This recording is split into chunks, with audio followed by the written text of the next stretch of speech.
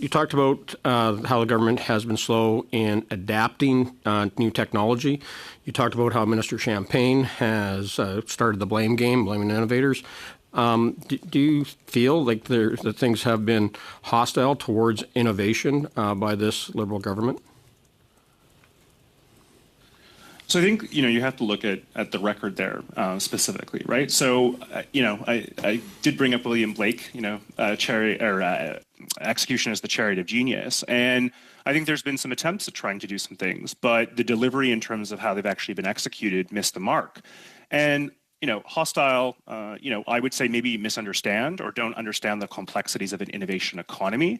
And the outcome of that is apparent, right? We've seen policies that haven't delivered. We haven't seen, the successes of job creation and wealth promotion from things like the superclusters. And so rather than relying and engaging with companies that are winners, that are out there actually selling, products globally, a lot of these policies are being ingested and created by folks who candidly don't understand how an innovation economy works. And so, part of our work is to come and to educate and to engage. And, we have definitely tried to do that with Minister Champagne and, his predecessor as well.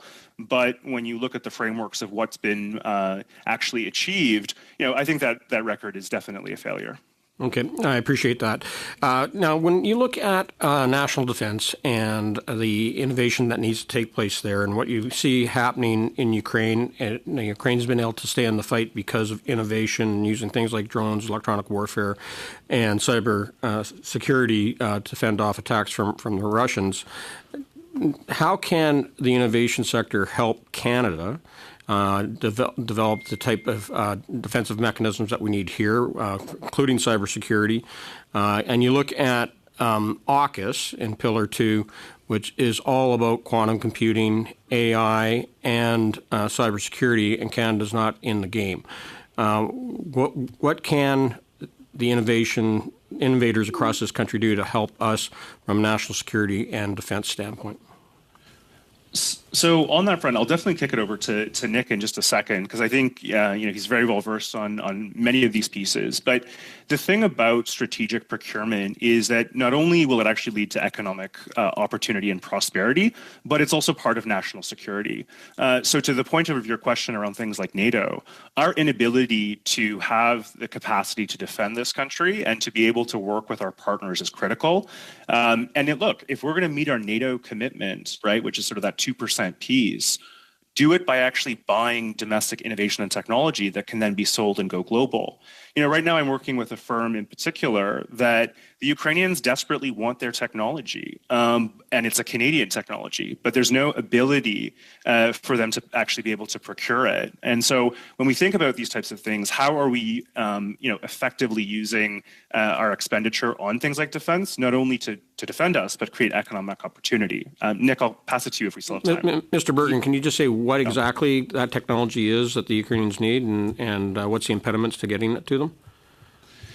So given, the NDAs that we have signed with our member companies, I'm not going to, jump right into this right now in committee, but, I'd be happy to speak to you offline about this particular piece. Okay, thank you.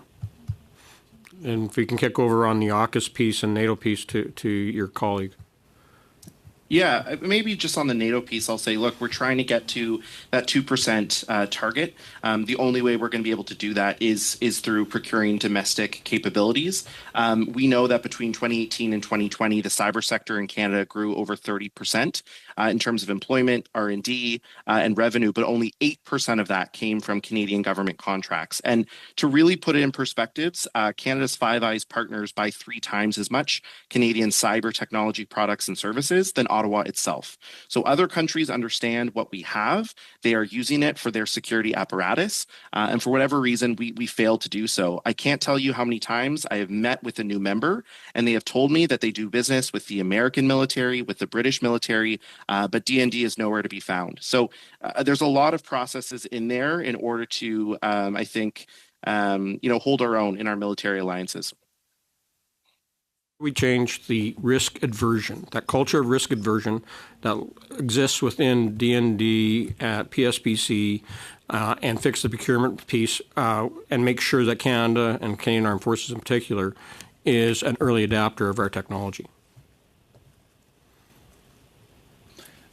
Yeah, I think that's critical. I think that is, definitely something that that we need to be working towards. And in our, two submissions, that really is sort of highlighted. Okay, thanks. Thank you. Thank you.